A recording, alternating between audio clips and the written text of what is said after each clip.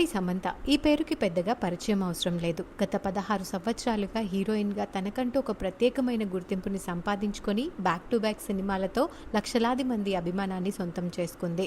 3 సంవత్సరాల గ్యాప్ తర్వాత మళ్ళీ మా ఇంటి బంగారం సినిమాతో సెన్సేషనల్ హిట్ని అందుకొని బాక్సాఫీస్ కలెక్షన్స్తో దూసుకుపోతోంది సమంత.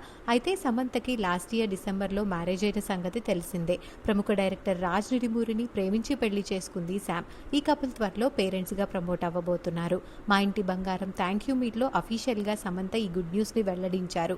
కెరియర్లో కొద్దిగా బ్రేక్ తీసుకుంటున్నాను, మెటర్నిటీ లీవ్ అంటూ షేర్ చేసుకుంది శామ్.